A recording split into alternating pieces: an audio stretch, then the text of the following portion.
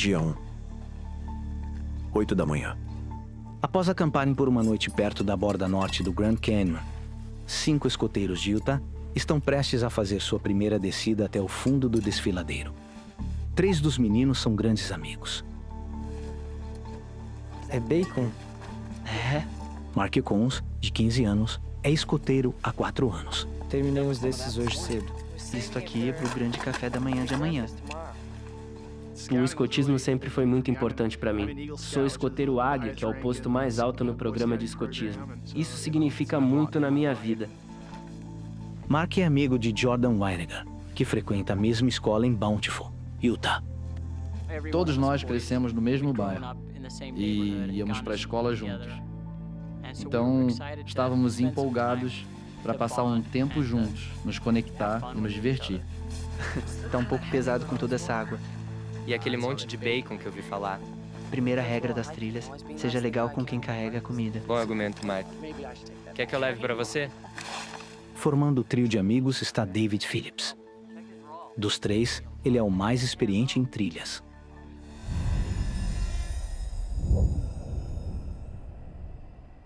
É junho, e o dia está ficando cada vez mais escaldante. Os líderes estão seguindo a primeira regra das trilhas no Grand Canyon. Leve bastante água e não economize. Muito bem, rapazes. Não deixem nada para trás. Hoje é para valer. Vamos além da borda. Guy Davis é o líder dos escoteiros. Eu conhecia muito bem a maioria dos rapazes que foram. Eles estavam empolgados que nem criancinhas, estavam animados pela experiência. Ainda lembro da minha primeira vez no desfiladeiro. O experiente Lauren Pace está encarregado da navegação. Errol! Ele também trouxe seu irmão, Errol. Eles estão se divertindo. Sim, Por que não estaria? É a aventura da vida deles.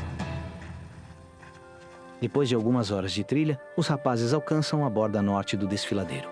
Quando viramos naquela parte, demos de cara com uma vista panorâmica enorme dos penhascos, sabe? São quilômetros de desfiladeiros, não tem nada igual.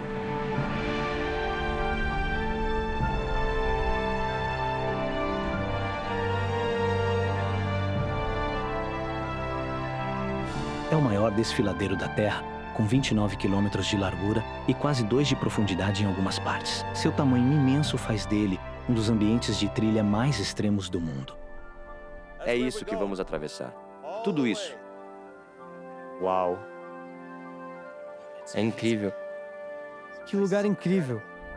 A magnitude do que estão enfrentando finalmente os atinge. Vamos descer tudo isso. Se cansar de andar, tem um jeito rápido de descer, viu?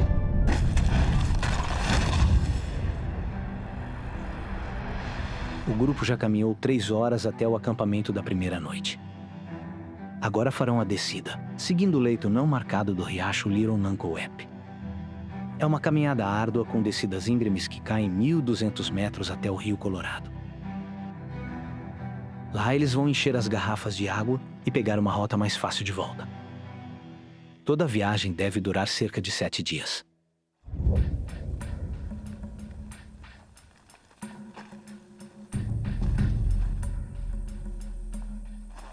Uma hora após a beira do desfiladeiro, o grupo chega ao fim da rota oficial. A partir daqui, eles seguirão até o final por um caminho não marcado. Fim da trilha. a trilha terminou. E então ficou muito rochoso. Foi aí que percebemos como essa nossa caminhada ficaria muito difícil. Jordan tem razão em estar cauteloso. Todo ano, cerca de 300 pessoas fazendo trilha enfrentam problemas aqui. E cerca de 200 precisam ser resgatados pelos serviços de emergência. Cerca de 10 não têm tanta sorte e morrem aqui. Sair da trilha no desfiladeiro intensifica o risco.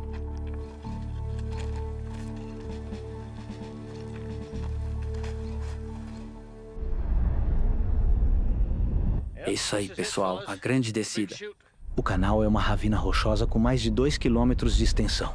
Uma descida extrema sobre pedras, rochas soltas e cascalho. Jordan percebe imediatamente o quanto isso será difícil.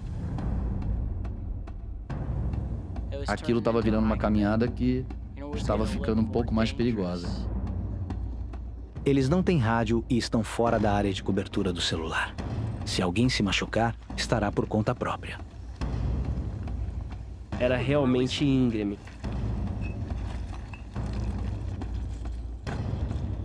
Sendo o mais experiente do grupo, David encara com tranquilidade. Vamos lá, pessoal. Mark é um pouco mais cauteloso.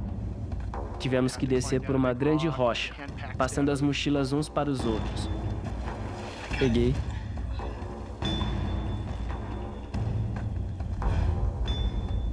Naquele ponto já não era mais só uma caminhada. Estava mais para uma escalada. Um trecho de cascalho solto torna o caminho ainda mais difícil. Em pé em falso, a gente podia levar um tombo horrível. Talvez não parasse até chegar lá embaixo do Grand Canyon. Após 1 hora de caminhada exaustiva e quente, até Guy, o líder dos escoteiros, está tendo dificuldades. Era muito difícil manter o equilíbrio enquanto descíamos deslizando.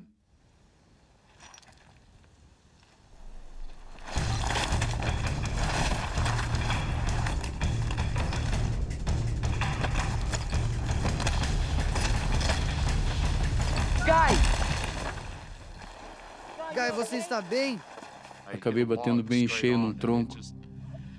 Consegui a proeza de bater com a parte do corpo que é melhor nunca acertar num tronco. Fiquei sem fôlego por um bom tempo. Consegue levantar? Eu levo a mochila. 1, 2, 3. Calma, calma. Cuidado. Foi por pouco. Poderia ter sido muito pior.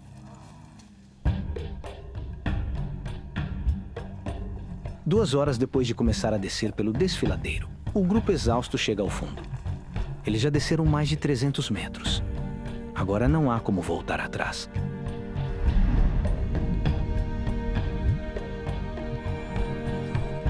A temperatura subiu o dia todo. Está chegando a 38 graus Celsius.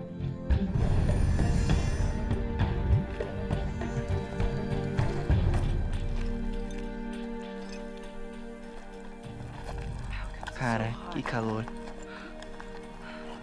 Que calor esquisito, né?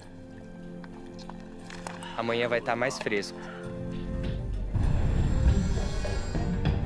Na verdade, uma onda de calor anormal atingiu o desfiladeiro. A temperatura está chegando a 42 graus. Muito mais quente do que qualquer um esperava. Lauren fez essa mesma trilha no ano anterior e estava quente, mas não esses 43 graus, sabe, ao ponto de cozinhar viva. Tínhamos previsto que a temperatura estaria na faixa dos 30 graus. Um clima de 30 graus teria sido perfeito. Ruim o bastante. E o caminho descendo não oferece proteção contra o sol feroz. Foi quando percebemos que não tinha nenhuma sombra. E nem teria sombra nenhuma dali para frente. Não tinha onde se esconder, o sol estava implacável. Aquilo estava simplesmente nos esgotando. Nos desidratando. Apenas um dia após o início da caminhada e as coisas começam a dar errado. Ficamos alarmados ao perceber que estávamos consumindo a água tão rápido. No calor escaldante, eles já beberam 3/4 da água. O único lugar onde eles vão conseguir mais é no Rio Colorado. Mas está a mais de 600 metros para baixo e eles ainda estão a 1 dia e meio de caminhada árdua. Nesse calor, eles vão ficar sem água antes de chegar lá.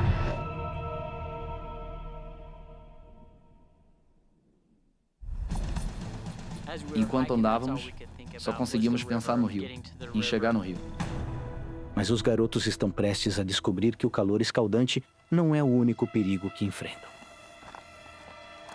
Dave, não se mexa! Tem um escorpião nas suas costas. Uma picada poderia paralisar David. Fica parado. Cuidado!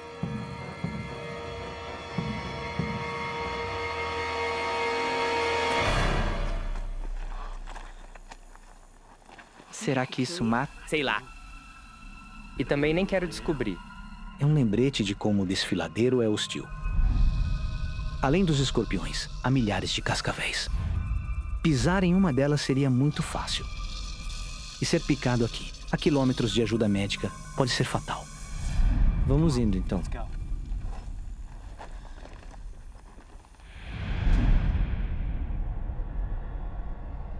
Naquela tarde, a temperatura atinge 42 graus. Às 7 da noite, Eles já estão esgotados. Muito bem, pessoal. Por hoje é só. Estávamos realmente exaustos. Estávamos simplesmente gratos por não estarmos em pé. Estávamos agradecidos pelo sol ter saído de cima de nós. É uma das cobras mais agressivas dos Estados Unidos. A picada de uma cobra adulta pode liberar veneno suficiente para matar em apenas 6 horas. Eu me lembro do sentimento de medo. A cobra se virou e percebeu o calor do meu corpo.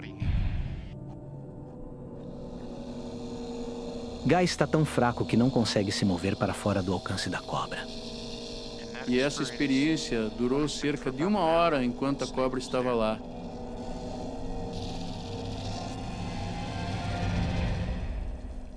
Finalmente, a cobra se afasta.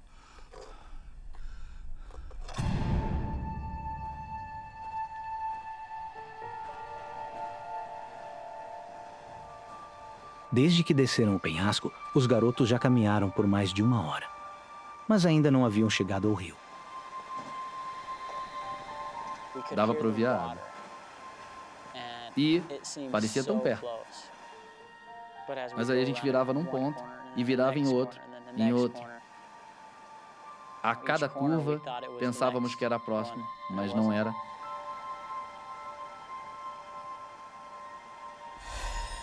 Lembro de como queríamos água desesperadamente. Nossa língua estava como pedra embrulhada em papel de lixo. A dor disso era simplesmente insuportável.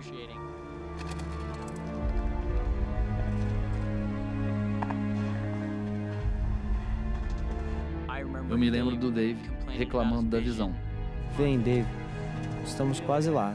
E ele estava tremendo. Todos nós estávamos.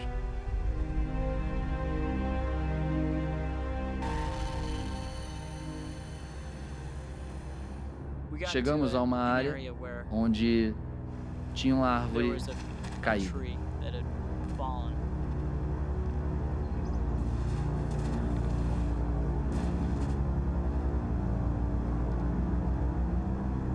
David estava encostado em uma árvore.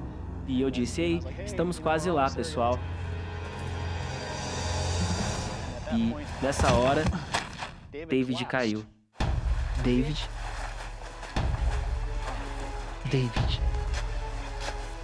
Tudo bem? Eu e o Mark fomos até ele. Ei. E lembro de ver os olhos de Dave revirando na cabeça. E sua respiração estava muito agitada. Ele está.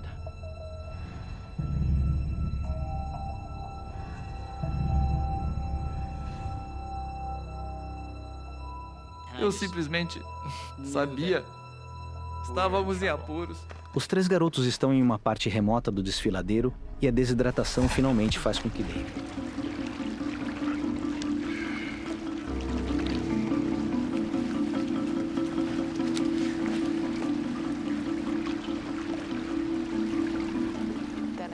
Então eu coloquei o equipamento e disse ao barqueiro: Aqui vou eu, reze por mim.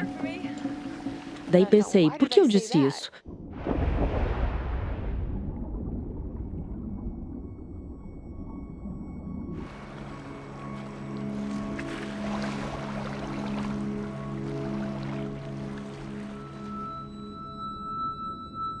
Naquele dia, eu vi coisas que jamais tinha visto na minha vida.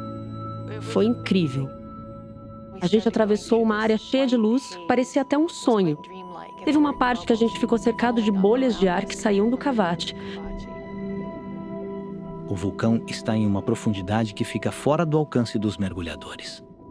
Tudo o que conseguem ver são nuvens de dióxido de enxofre que sobem na direção deles. Era uma cena celestial de tirar o fôlego.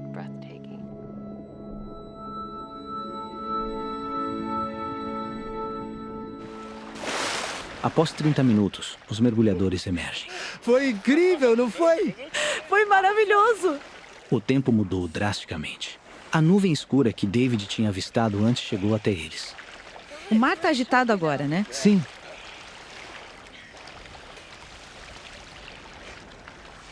Olha, o barco está a quilômetros de distância.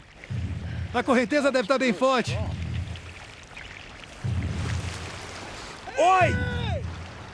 Aqui, gente! Aqui! Atrás de vocês! Aqui! Eu lembro de pensar, bom, não deve ser nada. Poderia ser ansiedade minha, porque eu não via a hora de chegar no barco e me aquecer. Mas eles não viam a gente. Estão com o motor ligado, por isso não ouvem a gente. Desliga o motor! Desliga ele! Desliga! Tamo aqui! Perguntei ao David porque eles não viam a gente e ele não sabia responder. A gente estava gritando muito. Por que eles não se moviam? Por que não estavam ouvindo a gente? No barco, eles sabem que os mergulhadores já deveriam estar na superfície. Só que por conta da nuvem escura, eles não conseguem vê-los. O motor mantém o barco na mesma posição. Porém, uma correnteza forte está arrastando os mergulhadores para longe dele. Onde estão indo? Para lugar nenhum. Estão indo sim. É a correnteza. Tá puxando a gente. Aqui! Claro que a gente ficou irritado. A gente estava bem ali. Por que eles simplesmente não viravam pra gente? Aqui! A correnteza estava forte. A gente via eles, mas eles não viam a gente. Para o barco ficar fixo naquela posição, o motor tem que ficar ligado. A situação chegou ao ponto em que o combustível pode acabar. O barqueiro procura pelos mergulhadores desesperadamente. Ele não sabe que a correnteza os levou para longe dali. Com combustível em situação crítica, eles não têm outra opção a não ser voltar para a ilha. Gente! Não! Foi tudo muito rápido. Eles simplesmente desapareceram no horizonte. Falei pro David. Isso não pode estar certo. A gente está literalmente ferrado. David e Melissa agora estão à deriva, sozinhos no oceano. A terra firme está a mais de 30 quilômetros de distância. 1 hora na água. Só lhes resta rezar por um resgate. Eu ainda tinha esperança de que eles iam voltar como super-heróis e nos tirar da água. Mas não voltaram. A gente estava isolado, a quilômetros de distância da terra firme. A gente estava ferrado. Acho que dá para nadar de volta? Não dá. Tá muito longe. Mas eles voltam logo. É só ficar calmo. Tá bom? Falei para ela, vamos ficar aqui para não dificultar as buscas. Porque o barqueiro era o único que sabia onde a gente estava. A gente tinha que ficar lá porque com certeza ele ia seguir a correnteza para o mesmo lugar. Tem certeza que vão voltar? Certeza. Eles vão abastecer e voltar. Dá 2 horas ida e volta. Eu acho. A gente deve sair daqui por volta das 4. Tá bom?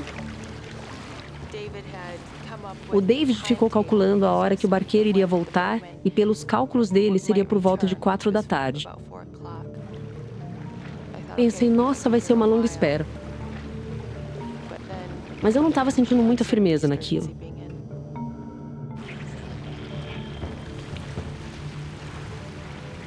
David, o que você está procurando? Só dando uma olhada mesmo. Eu não quero de jeito nenhum virar comida de tubarão. Calma. Não se preocupe. Naquela hora, eu comecei a ficar com raiva. Ele não devia ter deixado aquilo acontecer. Como a gente foi parar naquela situação? Não vem com essa. A gente está no meio do oceano. E você perdeu o barco. Eu tinha motivos para estar furiosa. Eu falei um monte. Tem coisa que nem posso repetir aqui. Droga! De certa forma, a Melissa tinha razão de estar nervosa. Ela não se segurou e xingou pra caramba. Ela confiou em mim e eu estraguei tudo. Eu literalmente dei um tiro no pé. Sem dúvida nenhuma. E conforme o tempo passava, o clima só ficava pior. David e Melissa passam a se evitar, ignorando a forte correnteza. David! David! A correnteza separou a gente. Foi assustador. Vem pra cá! A gente teve que nadar contra a correnteza para se unir novamente. Nada pra cá!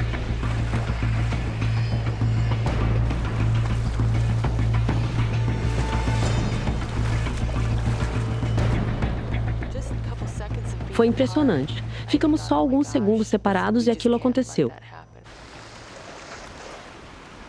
Eu prendi o regulador dela no meu compensador. Isso ia evitar que a gente se separasse um do outro de novo. Ficar sozinho numa situação daquela poderia ser mortal.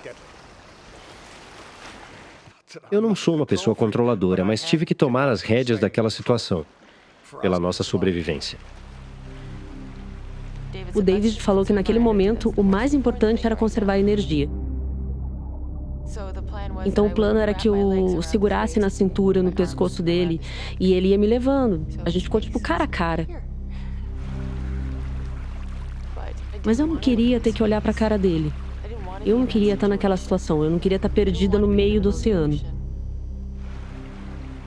Mas eu não tinha escolha, né? Gente! Gente! Depois de retornar à terra firme, o barqueiro pede ajuda.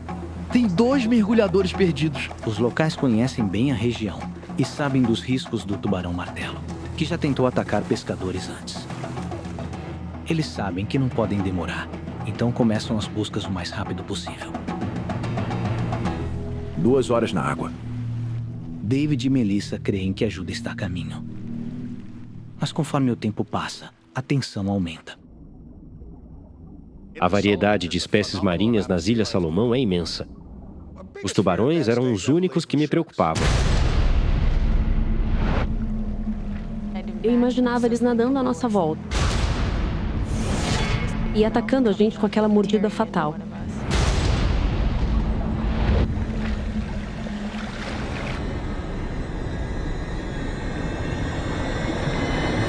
O que foi isso? O quê? Foi você? Onde? Tem algo na minha perna! Tira logo! Não é nada. É o meu medidor. Tira daqui! Calma! Para de chutar! Olha, não tem nada aqui. Tem de tudo aqui! Se tiver algo perigoso aqui... Tipo o quê? Tubarão? Fala logo! Sim! E você se debatendo desse jeito vai atrair eles, tá bom?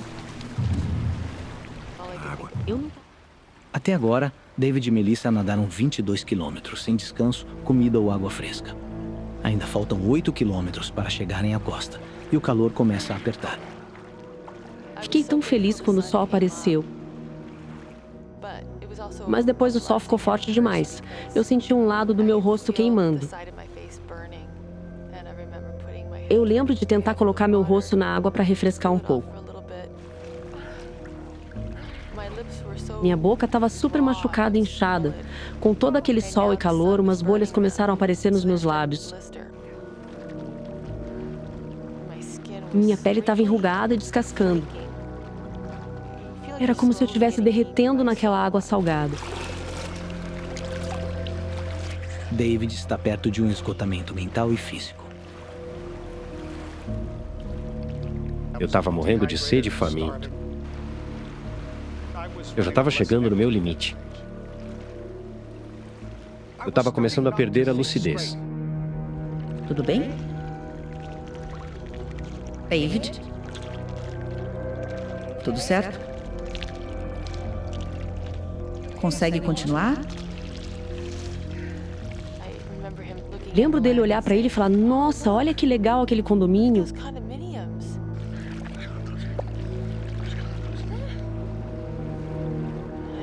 E eu falava: não tem nenhum condomínio.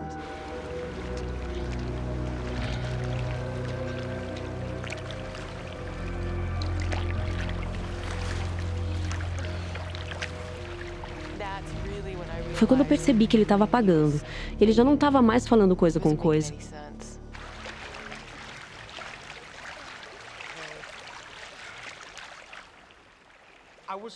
Eu estava perto de um colapso de exaustão.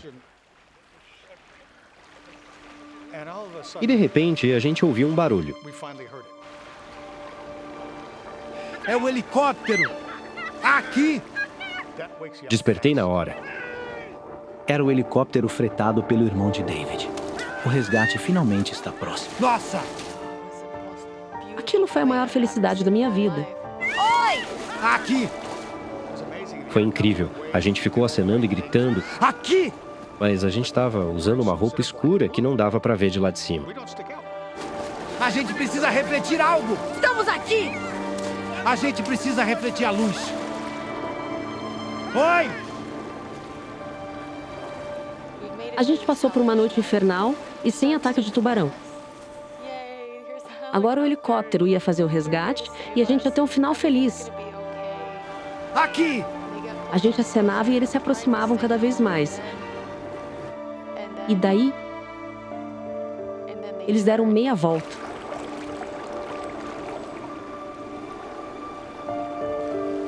Não tô mais vendo.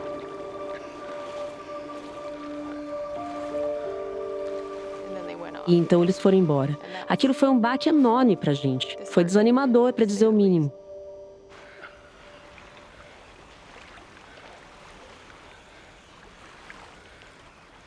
Vamos lá. O jeito era continuar nadando pra ilha. Vamos nadar. A gente não tinha outra escolha. Exaustos, os mergulhadores estão a apenas 6 quilômetros da ilha. 24 horas na água. Para David, essa será a pior parte. Eu não tinha contado para Melissa que essa última parte seria a pior de todas. Era a parte mais perigosa. Era uma área próxima da costa e muito boa para pesca, justamente porque tinha uma vida marinha muito rica. E claro, isso também atraía alguns predadores. Além disso, eu não tinha contado para ela sobre 2 tubarões martelo que vinham incomodando os pescadores recentemente. Eu estava preocupado, mas ela não precisava saber de nada daquilo. Mas o que David não sabia era que com o atrito de suas nadadeiras, seus tornozelos começaram a sangrar sem parar.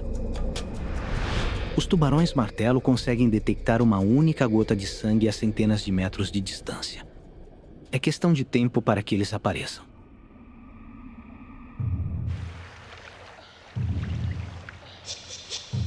Lembro de pensar, mas o que é esse plástico boiando na água? Parece um barco ou um caiaque virado ao contrário, com a ponta para fora d'água. Mas o que pode ser? Oh, David! David! Que foi? Um tubarão! O quê? E a barbatana? Aquilo me assustou. Como ele é? Eu disse, ele é assim, e comecei a desenhar no ar a barbatana de um tubarão. No caso, a barbatana de um tubarão martelo. Nossa! Meu Deus!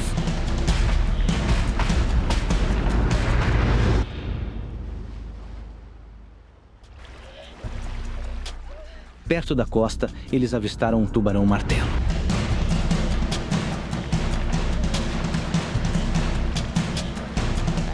Nunca tinha visto nada igual, era enorme. Era um tubarão com mais de 6 metros de comprimento. Era enorme. Pensei, se ele for me matar, que seja rápido. Não queria que ele atacasse minha perna ou algo assim. Queria que ele atacasse meu coração. E acabasse com tudo logo. Aquele era o meu maior medo. A minha única esperança era que ele não tivesse com fome. Um pouco de sorte seria bom depois de tanta coisa ruim ter acontecido.